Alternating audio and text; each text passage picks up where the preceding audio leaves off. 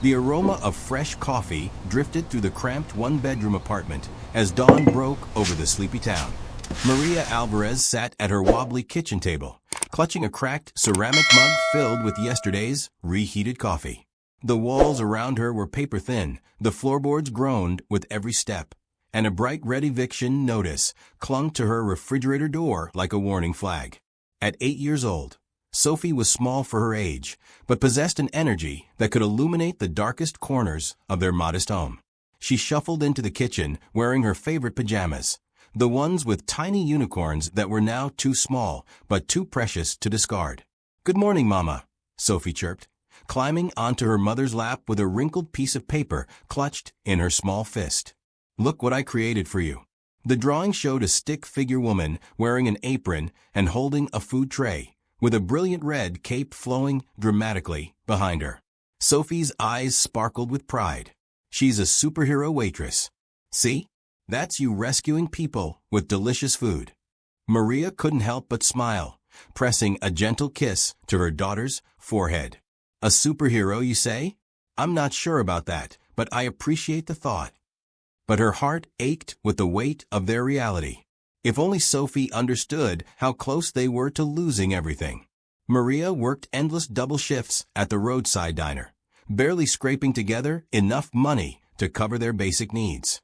Between Sophie's school expenses, clothing, and groceries, there was never a penny left over. The landlord had slipped another final warning under their door just yesterday. If she couldn't pay the overdue rent by week's end, they would be homeless. Maria ran her fingers through Sophie's soft hair, forcing brightness into her voice. "Just a few more days until payday, sweetheart. We can make it through this." The Crossroads Diner sat like a forgotten relic beside the old highway, its neon sign flickering weakly in the gray morning light. Maria hurried through the entrance, tying her faded uniform apron around her waist while ignoring the sharp pain shooting through her tired feet. The harsh fluorescent lights hummed overhead, mixing with the familiar sense of sizzling bacon and strong coffee. Her employer, Harold Grant, stood positioned behind the counter with his arms folded across his chest, his permanent scowl deepening the moment she appeared. He was a heavy-set man with thinning gray hair and the disposition of someone who had given up on finding joy in life years ago. "You're running behind schedule again," he snapped. Maria glanced at the clock above the kitchen door. "It's 7:58. My shift begins at 8. "Don't get clever with me," Harold retorted, his voice dripping with disdain. "You should consider yourself fortunate I haven't replaced you yet. There are plenty of girls in this town who would be grateful for steady employment." Maria bit her tongue, knowing better than to provoke his temper. Jobs were scarce in their small community, and she couldn't risk losing the only source of income keeping her and Sophie afloat. She grabbed her order pad and forced a warm smile as she approached the first table. Despite the constant anxiety gnawing at her chest, Maria possessed a remarkable ability to hide her struggles from customers. No matter how much pressure she carried, she never allowed strangers to see her pain. By noon, the diner was packed with its usual mix of local families, long-haul truckers, and business people conducting calls between bites of pie. Maria moved gracefully between tables, balancing multiple plates with practiced ease. She paused at a corner booth where a young boy sat quietly with his mother, staring sadly at his untouched plate of French fries. "Not feeling hungry today, little man?" Maria asked gently, crouching to his eye level. The boy shook his head timidly. His mother offered Maria a tired smile and whispered, "He's just shy around new people." Maria winked conspiratorially at the child and placed an extra chocolate chip cookie beside his plate. "This is a special superhero snack on the house." The boy's face lit up with his first genuine smile, and moments like these reminded Maria why her work mattered, even when everything else seemed hopeless. But across the restaurant, Harold had witnessed the exchange. His face flushed red as he stormed over, leaning close to hiss in her ear, "Do you think this is some kind of charity kitchen? Every free cookie comes directly from my profits." Maria kept her voice steady and calm. "It's just one small cookie for a child." Harold's teeth clenched visibly. "Next time, it comes out of your paycheck." "Understood." Maria nodded silently, though anger burned in her chest. She worked 12 grueling hours daily for barely enough to survive, and he was furious over a single cookie given to a lonely child. But she remained quiet for Sophie's sake. When her shift finally ended that evening, Maria dragged her exhausted body home to find Sophie curled on their second-hand couch with a drawing pad spread across her lap.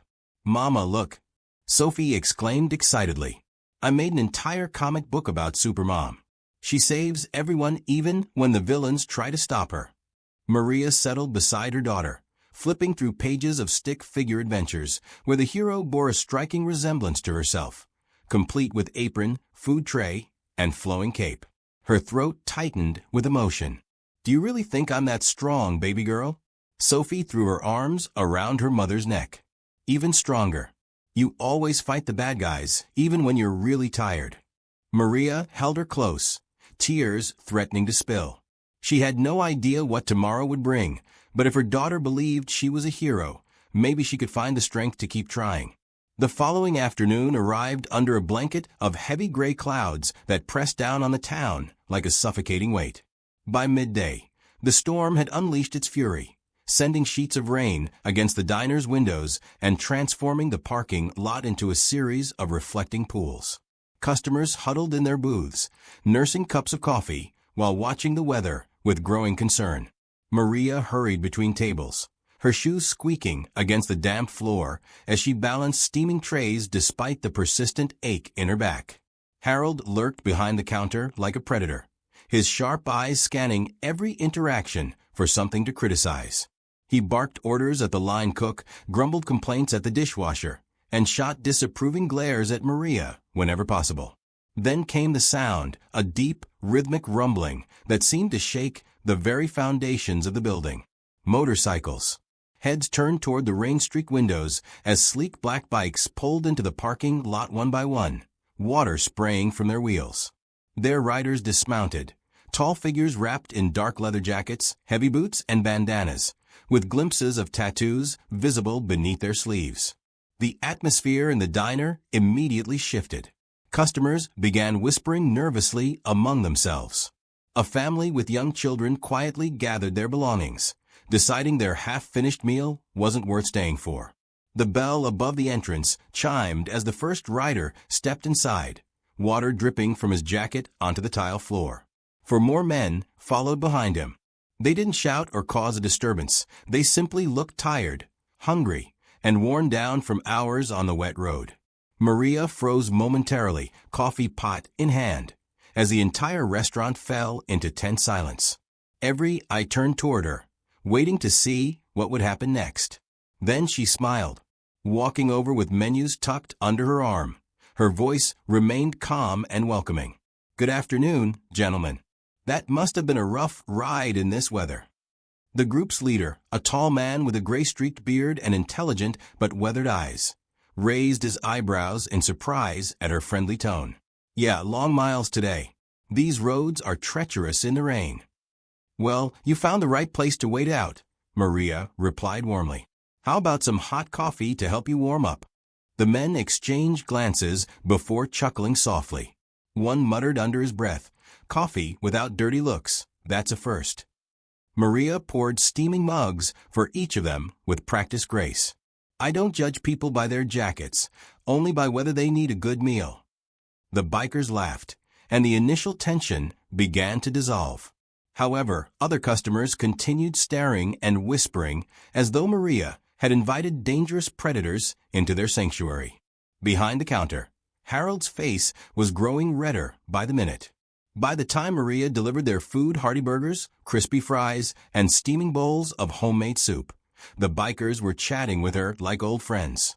She asked about their travels, their families, and laughed genuinely at their road stories. "You've got courage, miss," one of them commented. "Most people won't even make eye contact with us." Maria shrugged casually.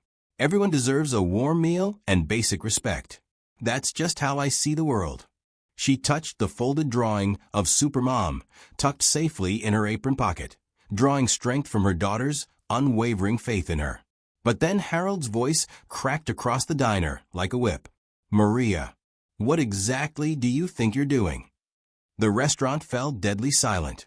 Forks stopped mid-bite. Even the bikers ceased chewing and looked up with interest. Maria straightened, clutching her serving tray against her chest. "I'm taking care of our customers, sir." Harold stormed forward, his finger pointed accusingly. "Not those customers. We don't serve their type in my establishment. They'll drive away all the decent, respectable people." Gasps rippled through the dining room. A woman at a nearby table pulled her purse closer protectively. A businessman shook his head and muttered, "I knew there would be trouble the moment they walked in." The bikers sat perfectly still, their expressions unreadable, but their eyes alert. They made no threatening moves, said nothing aggressive. They simply waited to see what would unfold. Maria felt heat rising in her chest as she looked at the bikers, then back at her boss. They haven't caused any trouble. They're just hungry travelers who need a meal. Harold's face twisted with rage. "Your job is to follow my orders, and I'm ordering you to stop serving them. Serve them one more plate, and you're finished here." The bikers shifted slightly in their seats. One clenched his jaw, another muttered something under his breath, but they remained seated. They didn't fight back or make threats. They just watched Maria, waiting to see what choice she would make. Her hand trembled slightly as she set down the last bowl of soup on their table. Her voice was quiet, but clear enough for everyone to hear. "Then I suppose I'm finished." The diner fell into complete silence, except for the sound of rain hammering against the windows and thunder rolling in the distance. Maria untied her apron with deliberate care and placed it on the counter. The bikers watched with obvious respect shining in their eyes. Harold's face contorted with fury. "Fine. You're fired. And don't expect to receive a single penny of severance pay." Maria's throat constricted with emotion, but she refused to cry in front of him or give him the satisfaction of seeing her break. She retrieved her coat, lifted her chin with dignity, and walked steadily toward the door. As she passed their table, the bikers stood respectfully. Their leader gave her a small nod, his voice low but filled with admiration. "You did the right thing, miss. That took real character." Maria pressed her lips together, fighting back tears, and without another word, she pushed through the door and stepped out into the storm. Behind her, the motorcycles gleamed in the rain like sleeping beasts. Inside the diner, excited whispers filled the air, but none of it mattered now. All Maria could think about was the impossible question: how am I going to explain this to Sophie? After Maria disappeared into the storm, an uncomfortable silence stretched through the diner. Every customer remained frozen in their seats, some whispering nervously, while others simply stared at Harold, who stood behind the counter breathing heavily with rage and self-righteousness. The bikers hadn't moved yet. Their leader, the distinguished man with the gray beard, slowly pushed back his chair. The sound of wooden legs scraping against tile echoed through the quiet restaurant like a warning. He looked toward the door Maria had just exited, then fixed his steady gaze on Harold. "You threw out a good woman for showing us basic human decency," he said, his voice low and controlled, but carrying unmistakable authority. Harold shifted uncomfortably, but kept his chin raised defiantly.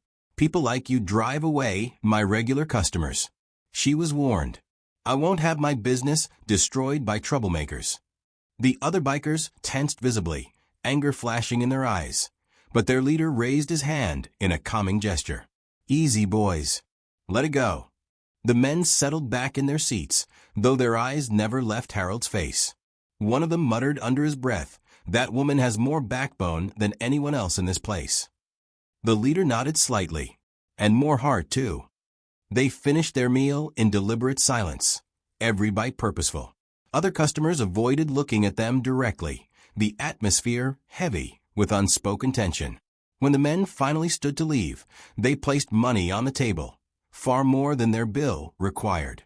Then they walked out into the storm without another word, the sound of powerful engines rumbling to life moments later. Meanwhile, Maria trudged down the rain-soaked sidewalk, her coat pulled tight around her shivering body. Her shoes were completely soaked through, and cold water dripped steadily from her hair, but she didn't stop walking. Each step felt heavier than the last, as she replayed the scene over and over in her mind. The shocked gasps from customers, Harold's cruel shouting, the bikers' respectful silence as they watched her make her stand. Humiliation burned deep in her chest, but worse than that was the crushing weight of terror about what came next. No job meant no income. No income meant no rent payment. And no rent payment meant she and Sophie would be living on the streets. She wiped her eyes with the back of her wet hand, struggling to pull herself together. She couldn't let her daughter see her broken and defeated. Sophie needed her mother to be strong, even when Maria felt like she was crumbling from the inside out.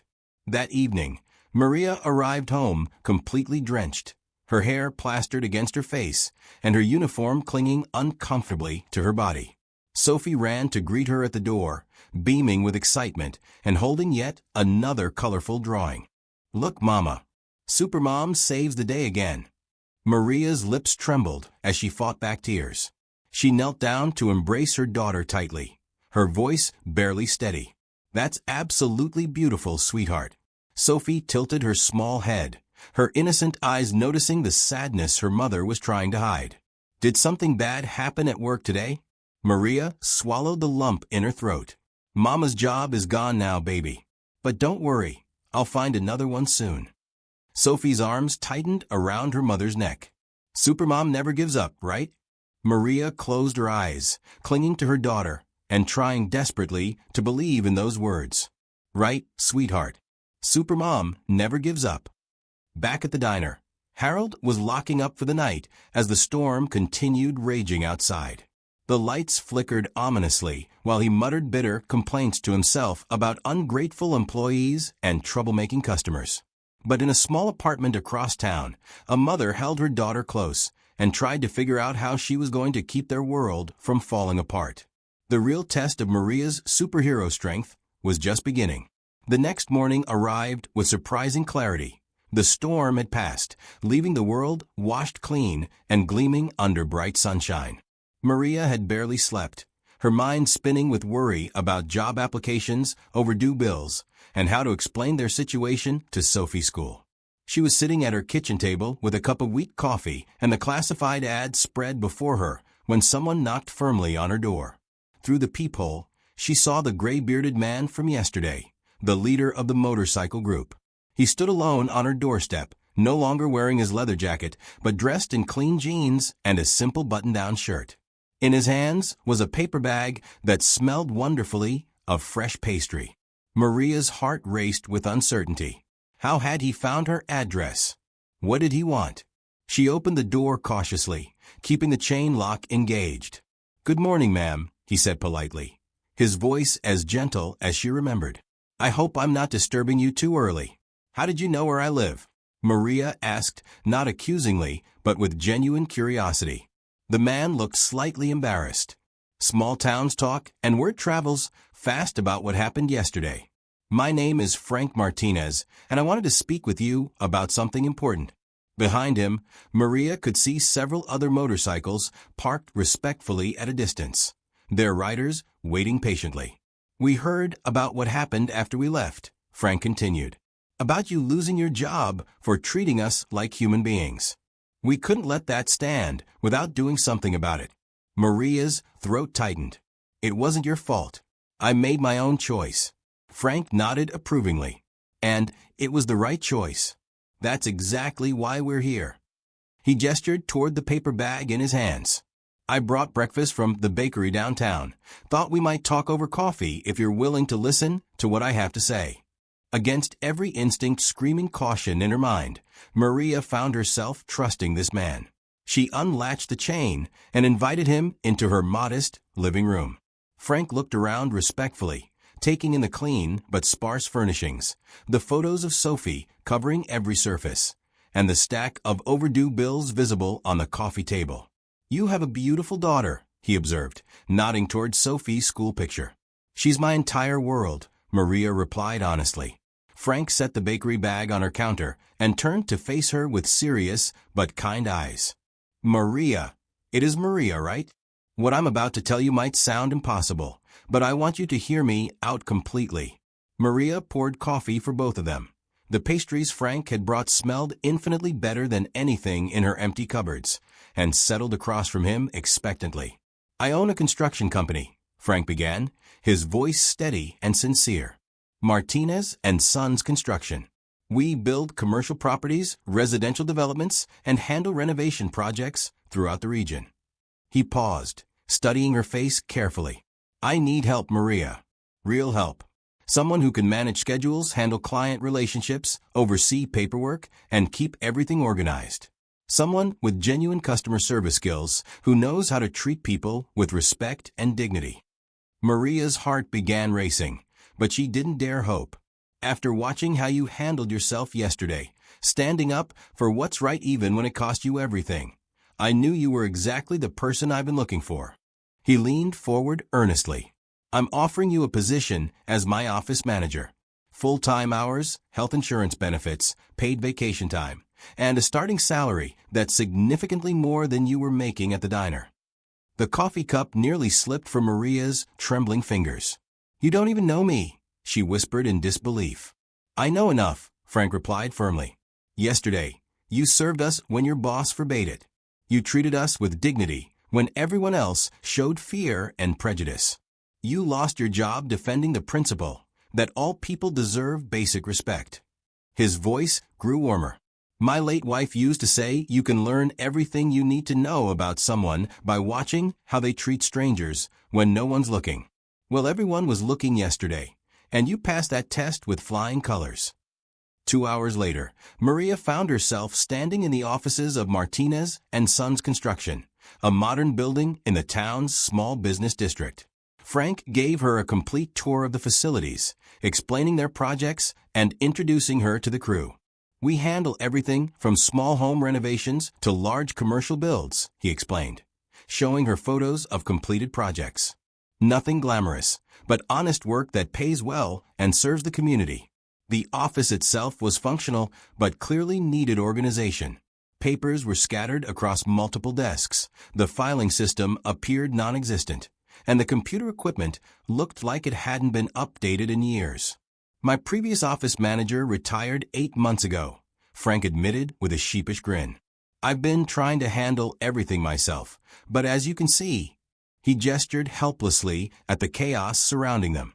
"I can definitely help with this," Maria said, her confidence growing as she surveyed the situation. She'd always been naturally organized and good with numbers, even if the diner hadn't given her many opportunities to demonstrate those skills. "The position is Monday through Friday, 8 to 5, Frank continued. "But I understand you have a daughter. If you need to leave early for school events or when she's sick, just let me know in advance. Family always comes first. That's not negotiable." Maria felt tears of relief threatening to spill. "Frank, I don't know how to thank you for this opportunity. It feels like a miracle." "No miracles involved," Frank said gruffly but with obvious warmth. "Just good people looking out for good people. That's how communities are supposed to work." As they discussed salary details, benefits, and start dates, the other members of Frank's motorcycle club began arriving at the office. Maria met them properly, this time Jake, who ran his own auto repair shop, Tommy, who worked as a counselor for veterans, and Big Mike, whose day job was teaching elementary school. "We wanted to make sure you felt welcomed," Jake explained, handing Maria a set of car keys. "Also, I took the liberty of servicing your vehicle. New tires, complete tune-up, oil change, should run smoothly for years now." "I can't afford to pay you for that," Maria protested. "Already taken care of," Big Mike rumbled in his surprisingly gentle voice. "Consider it a signing bonus from all of us." Maria looked around at these men, these supposed dangerous criminals who were offering her employment, repairing her car, and treating her with more respect and kindness than her previous employer ever had. "Why are you doing all this for me?" she asked, her voice thick with emotion. The men exchanged meaningful glances before Tommy spoke up. "Because yesterday, when it would have been easy to follow orders and turn us away, you chose to see us as people instead of stereotypes. That kind of courage and decency deserves to be rewarded, not punished." Frank nodded in agreement. "Plus, Maria, you stood up for what was right even when it cost you everything. That's the kind of person we want on our team." Winter had given way to spring, and sunlight streamed through the spotless windows of Martinez and Sons construction offices. The chaotic mess had been transformed into an efficient, organized workspace with properly labeled filing systems, updated computer equipment, and a reception area that actually looked professional. Maria sat at her desk wearing a smart business outfit, part of the new wardrobe she'd been able to afford with her steady paycheck and benefits. She was reviewing quarterly reports when Frank walked in with their Tuesday morning tradition, coffee and pastries from the downtown bakery. "How are we looking this quarter?" he asked, settling into the chair across from her organized desk. "Better than ever," Maria reported with satisfaction. "The Morrison project finished ahead of schedule and under budget. We've secured 4 new contracts, and our accounts receivable is completely current for the first time since I started here." Frank beamed with pride. "Maria, I honestly don't know how I managed without you." The adjustment period had required learning construction terminology, project management software, and how to handle contractors who sometimes tried to intimidate her. But Frank had been incredibly patient and supportive, and his motorcycle club had become like a protective extended family. Most importantly, the steady income and benefits had completely transformed Sophie's life. The little girl now had proper school supplies, clothes that fit correctly, and even piano lessons on Saturday mornings. They'd moved to a safer apartment in a better neighborhood, and for the first time in years, Maria wasn't losing sleep over unpaid bills. "There's something I want to discuss with you," Frank said, his tone becoming more serious. Maria's stomach clenched reflexively. Years of working for Harold had trained her to expect bad news from serious discussions. "Don't worry, it's good news," Frank assured her quickly, noticing her reaction. "Business has been growing so rapidly that I'm considering expansion. Maybe opening a satellite office across the county, possibly even branching into residential development projects." Maria nodded, understanding where this was leading. "I would need someone to help manage that expansion. Someone who knows our business inside and out. Someone I trust completely with both our finances and our reputation." Frank met her eyes directly. "I want to promote you to operations manager, Maria. Significant salary increase, profit-sharing opportunities, company vehicle, and full authority over hiring and project oversight." Maria stared at him in amazement. 6 months ago, she'd been fired from a minimum-wage waitressing position for the crime of treating customers with basic human decency. Now she was being offered a management role in a successful construction company. "Frank, I don't have a college degree. I don't have formal business training or construction experience." "You have something more valuable than any degree," Frank replied firmly. "You have integrity, intelligence, and the ability to see people for who they truly are instead of what they appear to be. Those aren't things you learn in classrooms, Maria. Those are character traits you're born with." Before Maria could respond, Sophie's cheerful voice echoed through the office. Mom, are you here?" Maria smiled as her daughter bounded into the office, still wearing her school backpack. Sophie had grown comfortable visiting the office after school, and Frank had even created a small homework area with books and art supplies where she could work while Maria finished her day. "Uncle Frank." Sophie threw her arms around the big man, who accepted the hug with his characteristic gentle smile. "How was school today, Princess?" Frank asked warmly. "Amazing. I got an A+ on my science project, and Mrs. Rodriguez said I'm reading 2 grade levels ahead." Sophie turned to her mother with sparkling eyes. "Mom, can we celebrate at the bakery with special cupcakes?"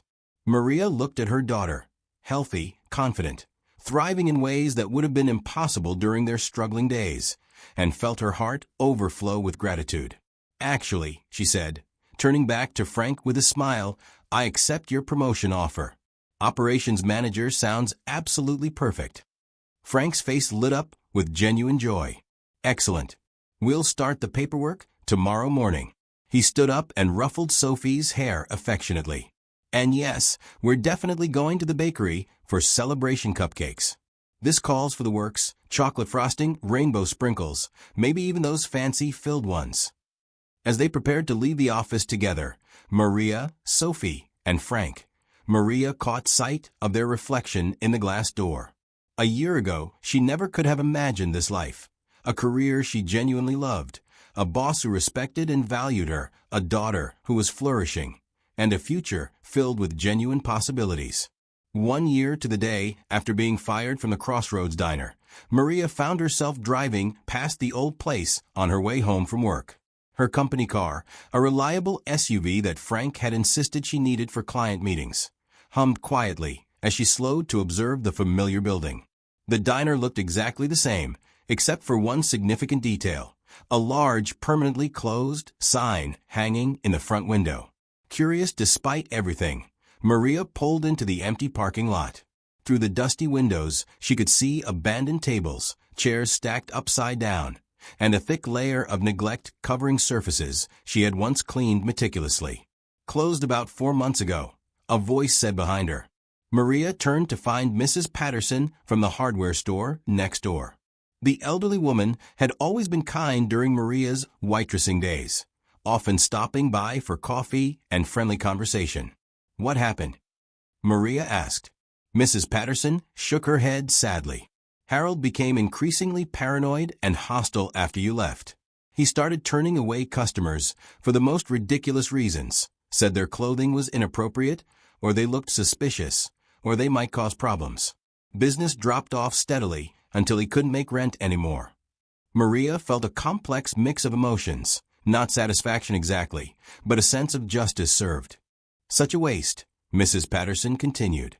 "You know, people still ask about you. They remember your warm service and genuine kindness. That Harold was a complete fool to let you go." As Maria drove home through streets she now knew as a successful businesswoman rather than a struggling waitress, she reflected on how dramatically her life had changed. The job at Martinez & Sons had led to deep friendships with Frank and his motorcycle club, who had become like chosen family. Sophie was excelling in school and had even started helping at some of the club's charity events.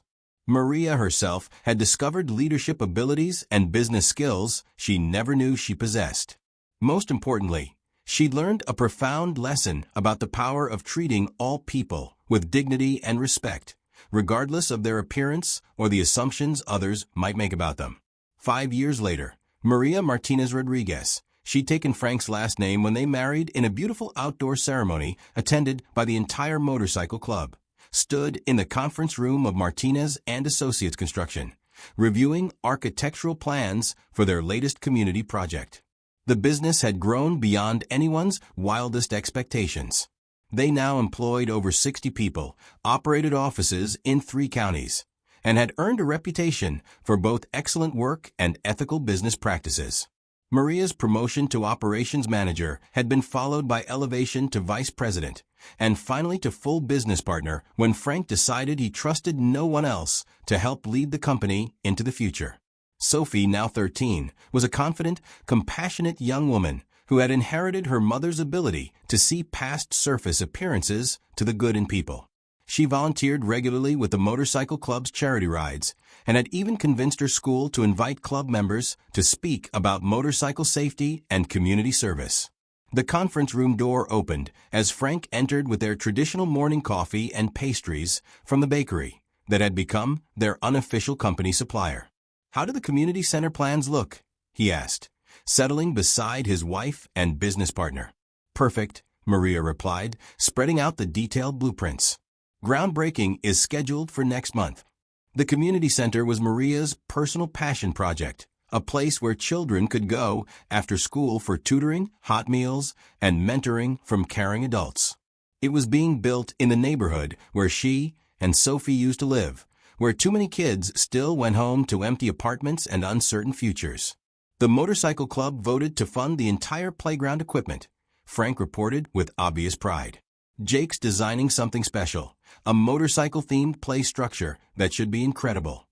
Maria laughed, imagining children climbing on miniature bikes and sliding down chrome-plated slides. Sophie's going to be thrilled when she sees that. As they worked on the plans together, Maria's phone chimed with a text message from an unknown number. "Mrs. Martinez, my name is Jennifer Walsh. I heard about your story through a mutual friend. I was just fired from my job for refusing to discriminate against a customer. I have 3 children, and I'm terrified about what comes next. I was wondering if you might have any advice for someone in my situation." Maria showed the message to Frank, who nodded immediately. "Tell her to come in for an interview," he said without hesitation. "We could use someone in our customer relations department." Maria typed her response, "Don't lose hope, Jennifer. Sometimes losing a job for doing what's right leads to opportunities you never could have imagined. Come see me tomorrow at 2 p.m. Martinez and Associates Construction, 247 Industrial Park Drive. Bring your resume and be prepared for a fresh start." As she sent the message, Maria thought about the mysterious ways life could unfold. A single moment of choosing compassion over compliance had triggered a chain reaction that had transformed not just her own existence, but the lives of everyone around her. The lesson she'd learned wasn't only about treating people fairly regardless of their appearance or reputation. It was about having the courage to stand up for your principles, even when doing so seemed to cost you everything you couldn't afford to lose. Because sometimes, just sometimes, doing the right thing leads to rewards beyond anything you ever dared to dream. Outside the conference room windows, the sound of motorcycles rumbled past as Frank's club headed out on their weekly charity ride. Maria could see Sophie waving at them from the school playground across the street, her face bright with the confidence of a child who knew she was loved and supported by an entire community of chosen family. Maria smiled, remembering a frightened single mother who once thought serving soup to some polite strangers was worth losing her job over. That woman had been absolutely right.